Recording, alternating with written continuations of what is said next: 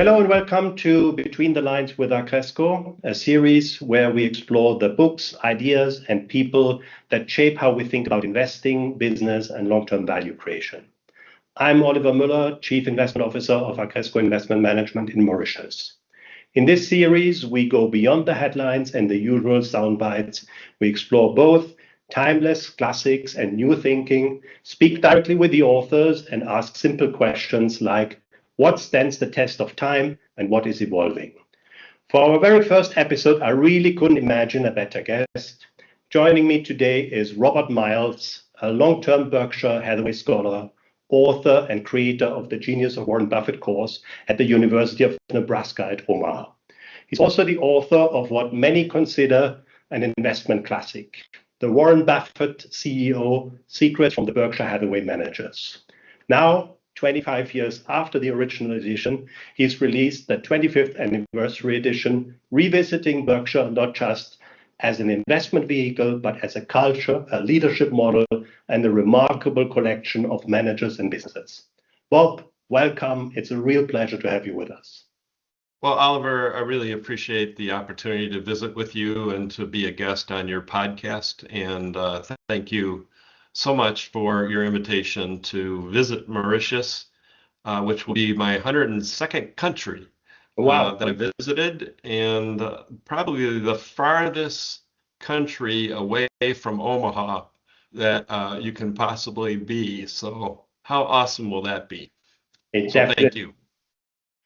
So let's jump into the book, Bob, and let's start at the beginning. When the original The Warren Buffett CEO came out, and I have a copy of the original book here with me, 25 years ago, most people already knew Warren Buffett as a great investor.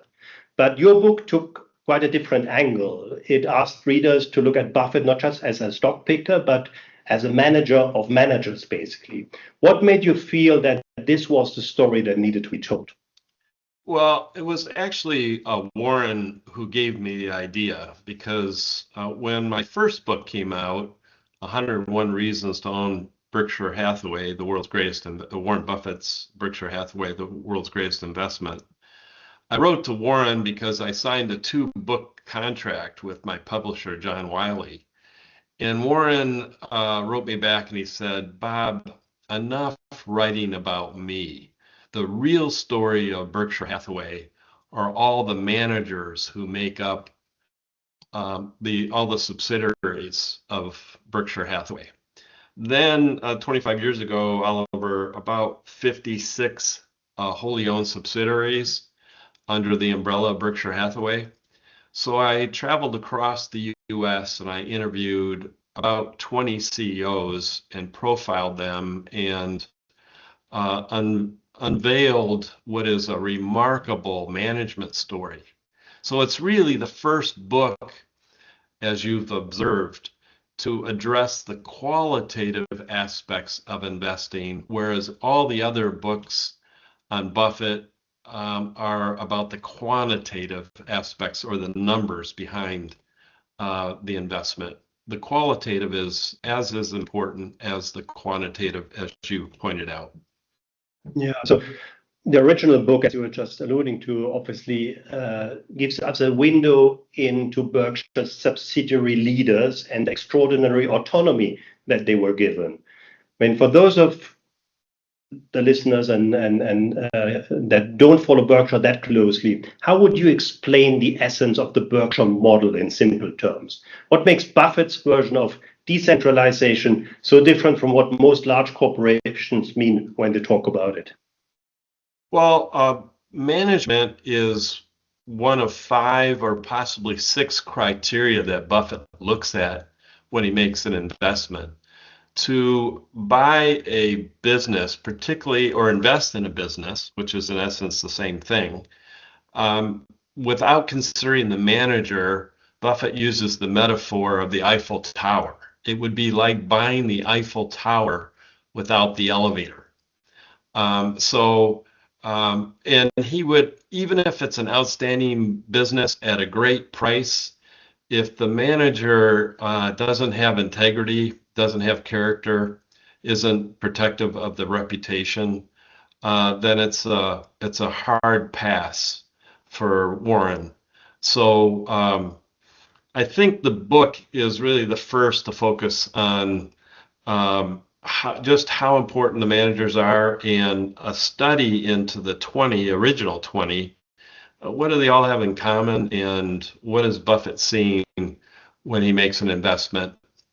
And also Jack Welch, who did a blurb on my first book, he said that everyone knows that Warren is the greatest investor of all time. But this book will prove that he's also the world's greatest manager. Right. Okay. And when you first started speaking with these managers, what stood out the most to you? I mean, was it their independence? Was it the lack of bureaucracy? Was it the trust element, or their long-term focus, or something totally different? Well, on average, I spent 2 hours with them, often in their office. Some took me home. Some met me outside. The Tatelman brothers in Boston, they own a furniture store called Jordan's. They took me on one of their commercials that they were shooting. They said that when they sold the business to Warren, they called Warren and said, "Okay, you're the owner. What do you want us to do today?" And Warren said, "Well, what'd you do yesterday?" Forget that you sold the business to me, to Berkshire, and I will forget I bought it. Continue to run the operations without regard for me. Call me as often or as little as you wish. There'll be no meetings, there'll be no budgets, there'll be no strategies, there are no vice presidents, no divisions. We will be your last owner. You're not for sale. And just send the extra cash to Omaha that your business throws off if you can't wisely use it within the business, and we'll allocate it to other businesses, other investments. What really stood out is that it's a pretty ideal situation for a publicly traded company to sell to an owner where they're no longer having to meet with outside analysts. They don't have to have annual meetings or write annual reports. One CEO reported to me that he saved 50 days a year, working days a year, by selling to Berkshire and not having to meet with the media or analysts or all the other customary things. So can you imagine the amount of savings that each CEO enjoys when they sell? And one CEO said that Warren told him to fire his banker, that Berkshire Hathaway would be their banker. So if they need any capital, unlimited amounts of capital to expand their business, they have an acquisition, they want to pay down debt, they want to expand the business, there's plenty of capital. There's no limit. Right. So let's fast forward 25 years from then. And what made you feel this is the right moment to come back to the Warren Buffett CEO? Was it mainly the anniversary, or did you feel as Berkshire itself is going through a transition, has entered a new phase, that an update was necessary? Well, actually, my publisher reached out and said, we have a lot of great success with anniversary editions, and because the book has done so well, because it's so well received, why don't you do a 25-year update? And I knew, Oliver, that it was going to be, at least 1,000 hours of my time. It turned out to be a lot, significantly more than that. So I hesitated, and then the annual meeting happened, and then Warren's announcement happened, and I thought, well, yes, this is the time to do a deep analysis in a 25-year period, which is a quarter of a century. So it's sufficient amount of time to look back and see what are the changes, what is Greg Abel inheriting, and what's the likelihood of that continuing on into the next quarter century, if not century. So it was really perfect timing, mainly driven by Warren's announcement. All right. I mean, one of the most important themes in the new edition, and you kind of already alluded to it briefly now, is the transition from Warren to Greg Abel. That's obviously one of the big questions on everyone's mind. And in your view, what should the thoughtful observer really focus on here? Is it succession of personality, succession of capital allocation, or ultimately succession of culture? Yeah, that's really a terrific question, Oliver, and very insightful on your part. The most noticeable thing to me when I first looked at Berkshire then versus now is then 2000 net operating earnings. This is just coming from the wholly owned subsidiaries, $1 billion, 100% of it coming from insurance investment income. Forward 25 years later, it's now divided among 5 different major segments. Still 30% is coming, and it's 47 times greater. So $1 billion in earnings to 47 billion, and from 100% investment income to about 30% insurance investment income, about 20% in insurance underwriting. So half the earnings are coming from insurance business. That's why it's important to understand that. And then 27% from manufacturing, service, and retail, 12% from the railroad, and about 8% from the energy companies. That pretty much represents a very diverse earnings generating machine, a compounder, that is vastly different over 25 years. And, you know, it's 4 times the subsidiaries, so it's from 56 to about 200. It's 4 times the employees. So it's really a terrific study of what can happen to a successful conglomerate over a lengthy period of time. 25 years is a sufficient amount of time to understand any business. Yeah. Now let's talk about Buffett and Abel as persons. And I was particularly intrigued by your framing of Buffett being the teacher, whereas Abel being the coach. And this is a subtle distinction, but obviously an important one. And what do you mean by that? And can you elaborate a bit more on that distinction between the two and why those particular labels you think fit them so well? Yes, both of them were asked, if they could choose one word to describe themselves. Buffett immediately said teacher, and Greg immediately said coach. Mm-hmm. He said father and coach. And to me, the distinction is a teacher explains things to you.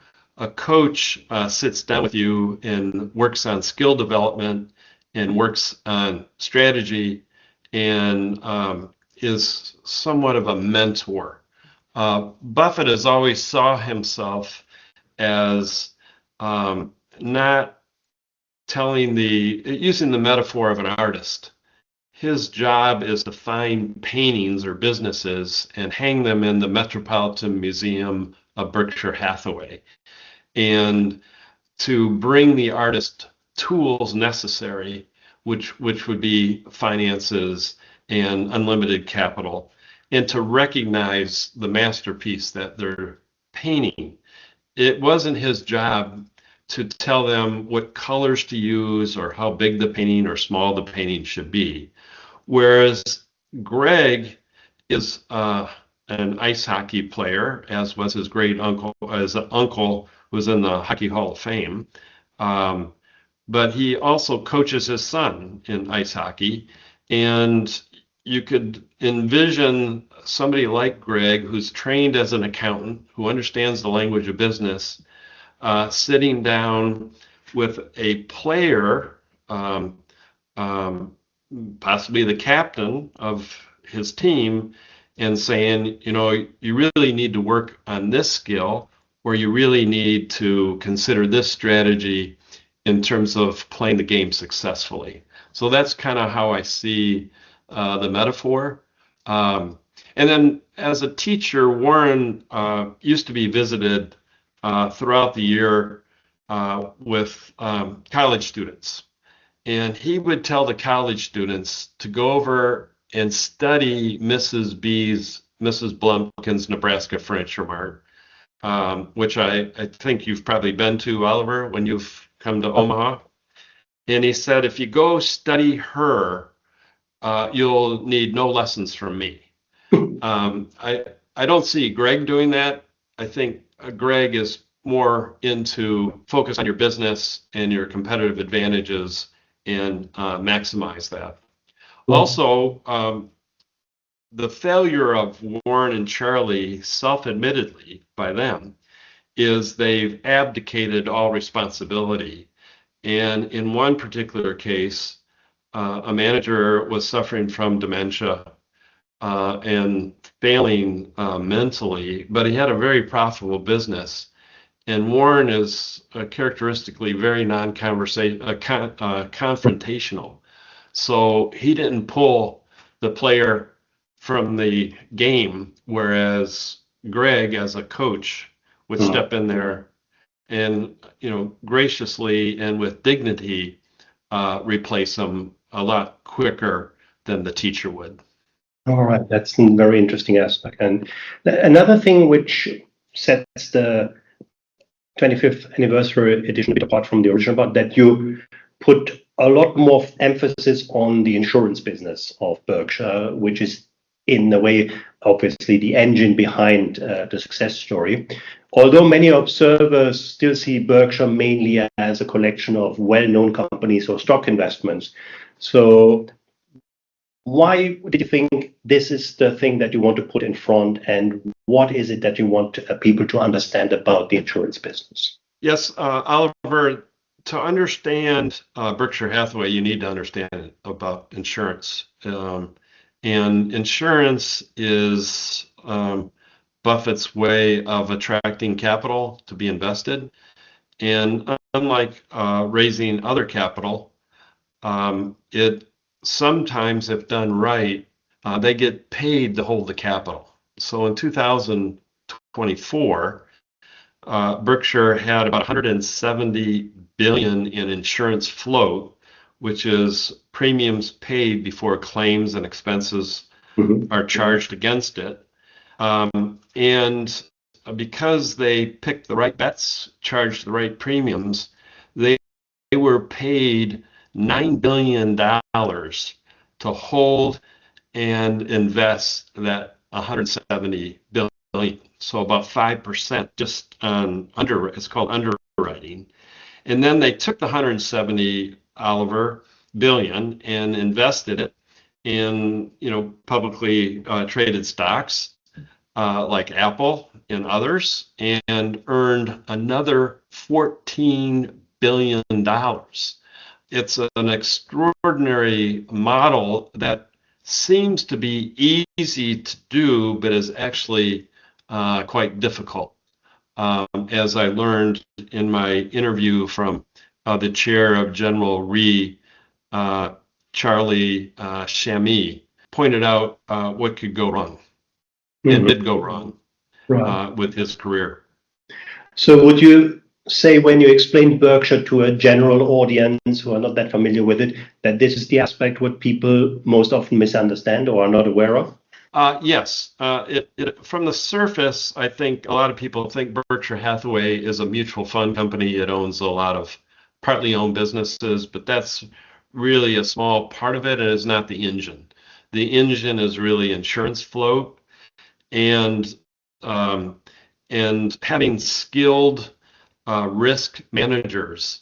Don Worster, who I profiled, the CEO of National Indemnity, who you know, Oliver, and have met, he describes himself as a socially responsible bookmaker. And Charlie Shamie, the chairman of General Re, who had a fascinating career, one of his stops along his career was in Europe, where he was the chief risk officer for Munich Re. And when he stepped in, the world's largest reinsurer made the classic mistake of letting the CEO be an investment guy instead of an insurance guy. So they had negative float underwriting. So they were paying money because they didn't charge sufficient premiums. They were taking on the wrong risks. And they were so good before the global financial crisis of investing it that it more than covered the insurance risk mistakes that they were making as Munich Re.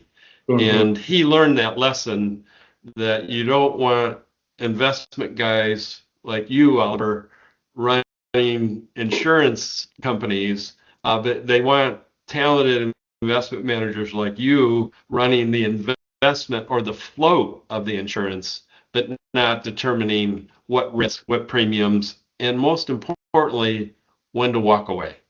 Right. And that's the model that they were operating at Geico for quite a long time, with having a dual CEO structure. And Lou Simpson, the CEO in charge of capital allocation, has been obviously already in the original edition of the book.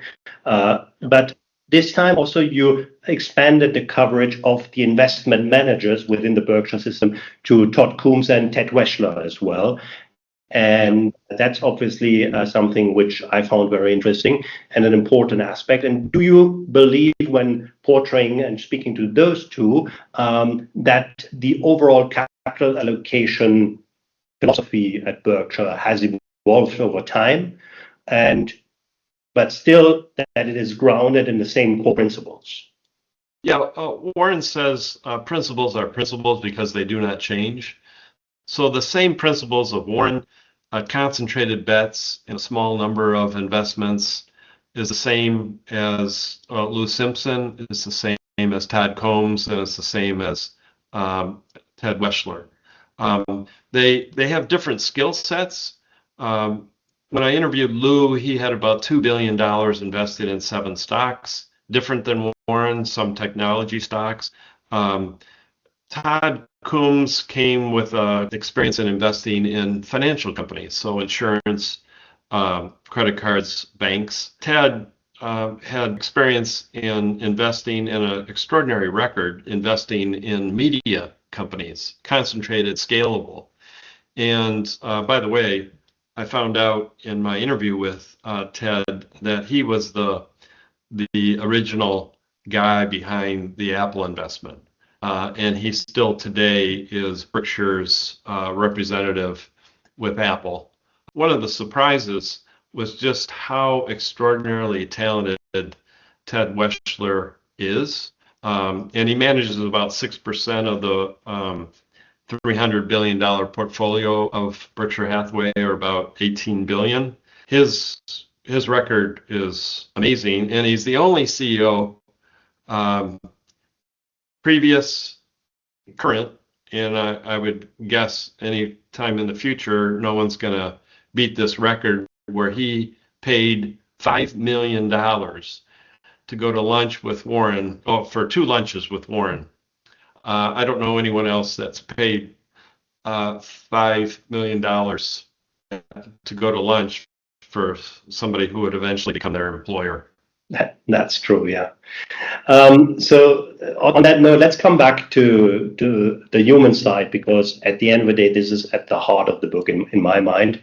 And in both editions, you had like a front row seat to an extraordinary group of business leaders. So of all the CEOs and managers that you spoke to, who surprised you the most and why? Well, I had a lot of surprises. I think each one of them actually surprised. Charlie Shammy, an extraordinary personal story. I mean, the guy is born without a country. For 7 years, he had no country of origin. His father was British mandated Palestinian. His mother was Lebanese, born in Lebanon, but Lebanon didn't honor his citizenship, so he had to fly to Australia for citizenship. What a story. And then working on 3 continents before taking over the chairmanship of General Re, and a likely successor to Ajit Jain. So that was a surprise to me. In fact, one of the top people at Berkshire Hathaway said, "Have you ever heard of Charlie Shammy? Are you considering including him in your book, your update?" I said, "I've never heard of him." And he said, "That's okay because he's never heard of you either." I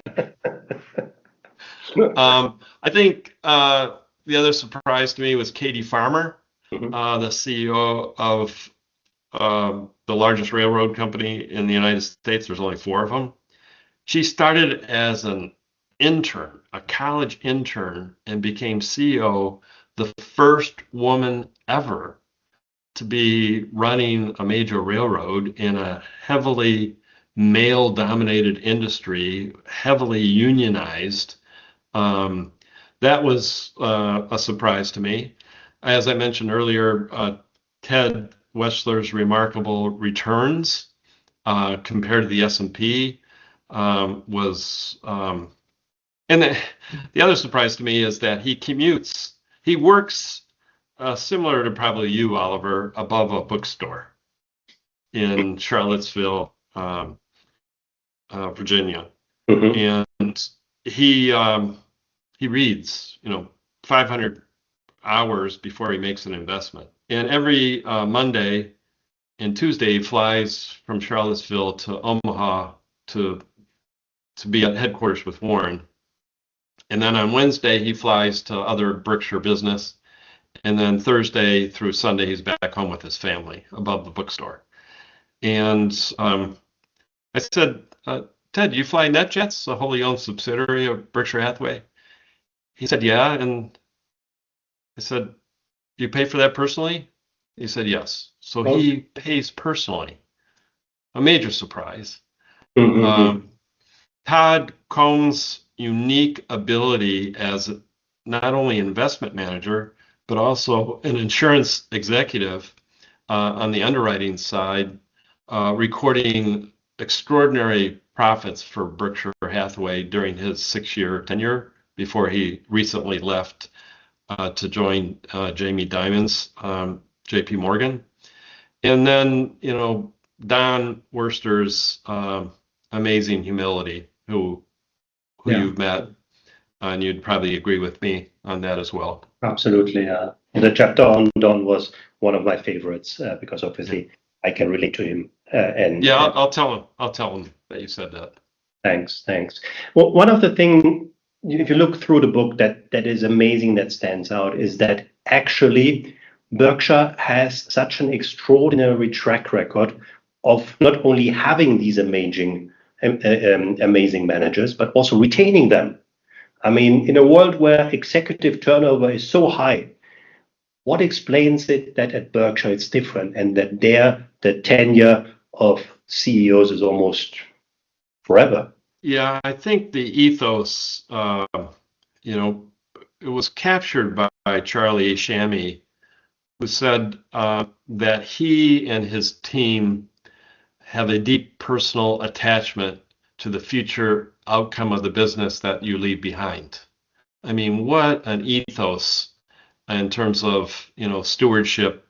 And I think the seamless web of deserved trust, which Charlie, the late Charlie Munger, Warren's partner and vice chairman of Berkshire, talked about quite often. I asked Warren how he will measure the success of Greg Abel and any of his successors. And he didn't give me a quantitative answer. I thought he would say, well, if he too or she could say they earn 20% over, a long period of time. He gave me a qualitative answer. He said if he or she too could say, "I've never lost a sitting CEO subsidiary to a competitor." And in 56 years of running Berkshire Hathaway as CEO, Warren never lost one. And that's what he's most proud of. And that's a qualitative aspect. It's attracting the right one. It's compensating them well, treating them fairly, treating them with respect, and let them do their thing. don't buy a piece of the world's greatest cricket player and then tell the cricket player how they ought to hold their bat or pitch. Just stay out of their way and bring them all the tools that they need. I assume cricket is big in Mauritius. Well, actually, it's not as big here. Yes, we have an Indian community, but biggest sports is soccer or football. Yeah, or football. Yeah. So, yeah, I should have used that as an example, I guess. Yeah. Anyway, we got the point. Yeah. I mean, one question that is obviously coming to mind. I mean, you've interviewed all these great people for the book. I was just wondering, is there someone you wish you could have interviewed for the book, but you didn't? Yeah. Well, Greg Abel sent me a note that he really appreciated my diligence and my hard work, but he was going to not sit for an interview, which is his custom and practice, and I understand that. And Todd Combs didn't sit with me for the same reasons as well. They just don't do that. And I understand it, but I was able to. Greg did have one of his assistants help me out so that I was factually correct. I wished I would have been able to chat with. I only learned after the book was completed and submitted. When Greg took over, he named the very first president of Berkshire Hathaway. Berkshire Hathaway has never had a president. The CEO of NetJets, Adam Johnson. He's now responsible to continue on as CEO of NetJets, but he also has 32 of the manufacturing, service, and retail businesses reporting to him.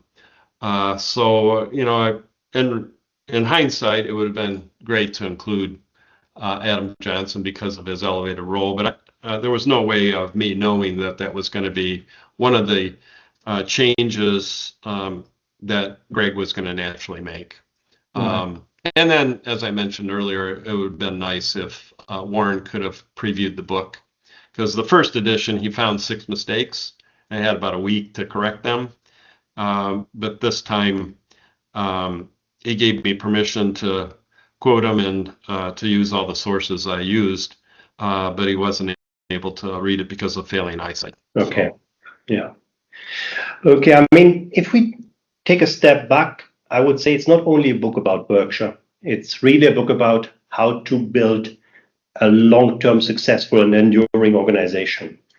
And if you were to distill the key lessons into a few principal ideas for investors and entrepreneurs and business owners alike, what would they be? Well, 4 words come to mind.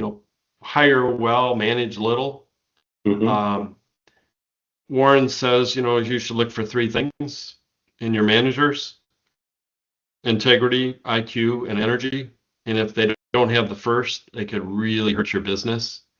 In fact, if they work for Berkshire and they don't have integrity, Warren says he really hopes that they're dumb and lazy. Because if they don't have integrity and they're smart and they're energetic, they can really hurt your business. So look for integrity. And I think Warren's knack is he looks at their accounting. He looks at their financial statements. Are they keeping 2 separate sets of books? Are they cheating the government? Or as Don Worster said, his Aunt Elizabeth told him that if you cheat on the small things, will you cheat on the big things? So how you treat others. There's some tells, and Warren says it's pretty instinctual as to. And then Charlie Munger says that some people just have a sign above their head, a neon sign that's flashing crook, crook, crook. And Warren says to go into business or to make an investment when you're already rich is like marrying somebody for money. It doesn't make any sense. Yeah. If you're already rich, So be careful of who you associate with. And And Warren also says, Oliver, that if you tell him who your heroes are, he will tell you what kind of person you will become, which is really great advice for young people. Who are your heroes? With Charlie Munger, he had two busts in his office. One was Ben Franklin, who was a very early influence in his childhood and throughout his adult life. And it was the founder of Singapore, Lee Kuan Yew, who just had an extraordinary an extraordinary leadership lesson of benevolent dictatorship in Singapore, creating the company at the same time that Berkshire Hathaway was created by Warren from 1965 to today is just a remarkable story. Absolutely. So I guess, choose your friends carefully, choose your associates carefully, choose, when you make an investment in a company, whether or not you realize it or not, you're becoming partners with the CEO. Mhm. And so, I think Warren will look for how the CEO compensates himself. If he's taking credit for somebody else's work, if he's cutting corners, it's not his kind of deal. Walk away. Okay. Talking about that human side of things, one of the things you added in the anniversary edition is also talking about mistakes and looking back about the last 25 years or even 50 years of mistakes that Warren or Berkshire have done. What do those mistakes tell us, and also how Warren communicates them? What does that tell us? Well, Oliver, as you know, as a professional investment manager, it's impossible to be successful without making mistakes. And you'll learn more from your mistakes than you ever will from your successes. And I debated Warren at lunch. His biggest investment mistake was Dexter Shoes, then the largest manufacturer of shoes in the United States, and most profitable. He paid $400 million for the business, which eventually went to zero because of cheaper foreign labor. They make golf shoes and bowling shoes. I debated him that it wasn't because the business was hurt by competitors. The mistake is that he used stock, 2% of Berkshire Hathaway. So 2% of Berkshire Hathaway in the early 80s was 400 million. Today, 2% of Berkshire Hathaway is about 20 billion. So it's an ever escalating mistake. He listened quietly. Then he said, "No, Bob, that wasn't my biggest investment mistake. My biggest mistake was buying Berkshire Hathaway itself, an old New England textile mill that was a failing business, and he bought it really cheap. But Charlie convinced him to pay up for quality. Don't be afraid to make mistakes." Even Ted Weschler said that in the 10 years of his previous hedge fund, Quad C, he only made 20 investments, and 19 of them worked out, but one did. So 1 out of 20 is not a bad average to have. So you should expect to make mistakes. It's not possible. All right, but before we close, I want to ask you really about the Genius of Warren Buffett course that you have created and teach at the University of Nebraska at Omaha, and that I've attended several times. For many serious Berkshire followers, this course has become a place to deepen their understanding, but not just that, but also to connect with a community of like-minded thinkers. When people arrive at the course for the first time, what do they think they are coming to learn? And what do they actually leave with at the end of the course? Yeah, very insightful question, Oliver.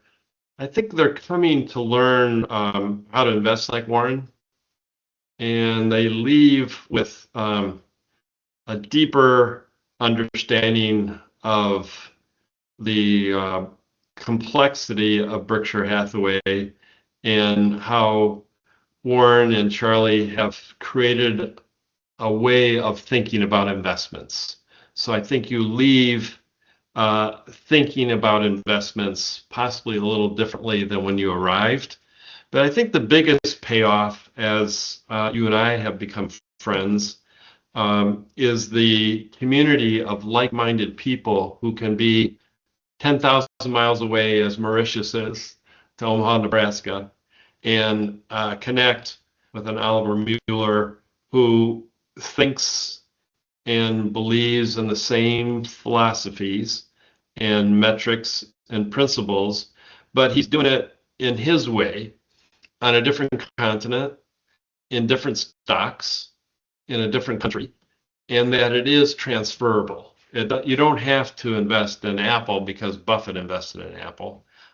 You just need to understand what metrics Buffett or Ted Weschler were looking at when they made that investment in Apple, and walk away with associates from all over the world, or in Mauritius, walk away with people within your country that think like you. How awesome is that? It's kind of a touchstone to a validation of your thought process. Absolutely. And that's why we are so happy that on the 28th of May, we'll be bringing the Genius of Warren Buffett to Mauritius, and you will be joining us here live in Mauritius for a condensed version, one-day masterclass of the program that usually runs 3 to 4 days in Omaha. For our audience here, what are you most excited to bring to Mauritius? Well, I'm excited to bring the best of the course, to bring along some blind valuation studies, where I'll show you the actual financial statements that Buffett was looking at.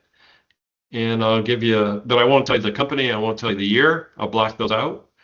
And I'll challenge the audience, the participants, to, without using a calculator or computer, within a couple minutes, what would you pay for the company? The person who comes closest to what Warren paid, and I know you were very close on all your valuations, Oliver, to get up and explain to everyone else what metrics you used. And then, I'm hoping to make it very simple for people, that it really isn't that difficult to think like Buffett, to think about like Oliver Müller, and then practice it if you wish, if that's what you want to do. Bob, thank you very much. This has been a wonderful conversation.